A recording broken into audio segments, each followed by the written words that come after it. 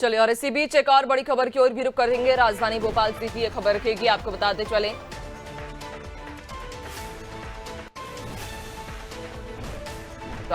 चलें कि दरअसल मुख्यमंत्री ने किसानों की मांगे मान ली हैं। सिंहस्थ लैंड पूलिंग एक्ट को निरस्त कर दिया। सीएम ने किसान संघ से बैठक के बाद ये ऐलान किया है।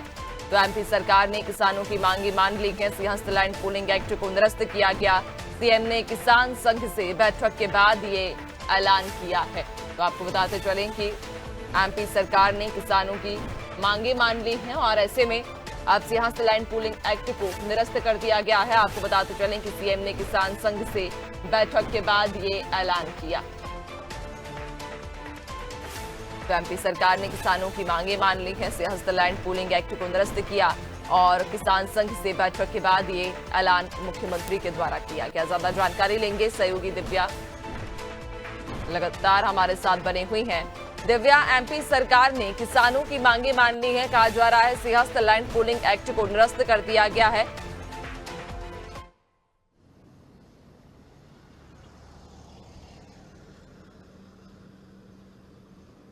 जी बिल्कुल नैन्सी, जो मुख्यमंत्री डॉक्टर मोहन यादव हैं, उन्होंने किसानों की मांगे मान ली है और एक बार फिर उन्होंने ये साबित किया है कि जो सरकार है किसानों के साथ है और ये जो सरकार है किसान हितैषी है। क्योंकि जो लैंड पूलिंग एक्ट था जो उज्जैन में सिंहस्थ के लिए लाया जा रहा था, इसको लेके लगातार किसानों और सरकार के बीच में टकराव की स्थिति बन गई थी और जो भारतीय किसान संघ है खास तौर पे, जो भाजपा का अनुषांगिक संगठन माना जाता है, वो लगातार इसका विरोध कर रहा था। इसको लेके एक बड़ा आंदोलन अनिश्चितकाल तक आज 18 तारीख को किसान उज्जैन में खड़ा करने वाले थे और देश भर से किसानों का जो है उज्जैन पहुंचना शुरू हो गया था। ऐसे में जो किसानों का संगठन है जो भारतीय किसान संघ है, मुख्यमंत्री और प्रदेश अध्यक्ष हेमंत खंडेलवाल, क्षेत्रीय विधायक अनिल जैन और कई सारे पदाधिकारी, इनके बीच में कल सीएम हाउस में देर रात बैठक हुई, चर्चा हुई। इसके बाद निर्णय लिया गया कि इस जो लैंड पूलिंग एक्ट है इसको निरस्त किया जाएगा। इसके साथ ही जो किसान हैं जिनके ऊपर आपराधिक मामले इस आंदोलन के दौरान दर्ज किए गए हैं, उनको समाप्त किया जाएगा। तो ऐसे में किसानों की ये बड़ी जीत है और किसान लगातार कोशिश कर रहे थे सरकार तक अपनी बात पहुंचाने की और उनका विरोध ये था इसमें करीब 50% ज़मीन किसान के पास रहती है, 50% सरकार के पास आती, जिसमें स्थायी निर्माण होना था। क्योंकि जो पिछला आपने देखा कि अभी जो हाल ही में महाकुंभ हुआ था प्रयागराज में, वहाँ पे जिस तरह की आगजनी की घटना हुई थी, टेंटों में आग लगी थी, उसके बाद सरकार की मंशा ये थी कि यहाँ पे एक स्थायी निर्माण किया जाए, क्योंकि हर 12 साल में कुंभ लगता है और उसके बाद हर बार करोड़ों रुपए खर्च होते हैं। तो ऐसे में अगर स्थायी निर्माण हो जाता तो इस तरह की घटनाओं से बचा जा सकता था और उसी के साथ जो करोड़ों हर बार खर्च होते उससे के जगह विकास भी होता।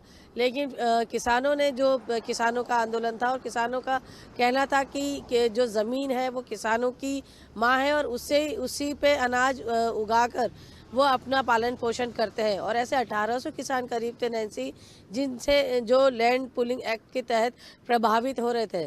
तो इसका पुरजोर विरोध हो रहा था। इसके बाद जो ये निर्णय लिया गया है, इसके बाद ये टकराव दूर हो गया है। किसानों ने भी जो मुख्यमंत्री डॉक्टर मोहन यादव के फैसले का स्वागत किया है और कहा है कि अब उज्जैन में जो सिंहस्थ होगा उसके लिए तहे दिल से सबका स्वागत किया जाएगा। और जिस तरह से बताया जा रहा है कि करीब 50 करोड़ तक जो भीड़ है वहाँ आ सकती है। तो अब उसके लिए उज्जैन तैयार है। उज्जैन में इतना पर्याप्त स्पेस है, पर्याप्त जगह है कि वहाँ लोग आ सके, आवागमन कर सके और इस जो ये सिंहस्थ है इसका हिस्सा बन सकते हैं। तो ऐसे में एक ये बड़ा टकराव अब जो किसान संघ है और जो मोहन सरकार है इसके बीच जो बना हुआ था नैन्सी, वो अब खत्म हो गया है। बिल्कुल, वाकई। और चूंकि एक कहीं ना कहीं बड़ी मांग पर मोहर लगा दी गई कि किसानों की जो लंबे समय से मांग चली आ रही थी उसे पूरा कर मुख्यमंत्री ने न सिर्फ किसानों को राहत दी बल्कि एक बार फिर से ये भरोसा उन्हें दिलाया है कि मध्य प्रदेश की सरकार सदैव किसान हितैषी ही रखेगी। बहुत शुक्रिया आपका, बनी रहिएगा और भी आगे आपसे अपडेट्स लेंगे। तो आपको बताते चलें कि मध्य प्रदेश की सरकार ने किसानों की एक बार फिर से मांग को स्वीकार कर लिया है। लंबे समय से जो किसानों की मांग थी उससे पूरा मुख्यमंत्री डॉक्टर मोहन यादव ने कर दिया है और इसी के साथ ही ये एक बार फिर से उदाहरण भी पेश किया कि मध्य प्रदेश की सरकार हमेशा किसानों के साथ खड़ी है और उनकी हितैषी सरकार है।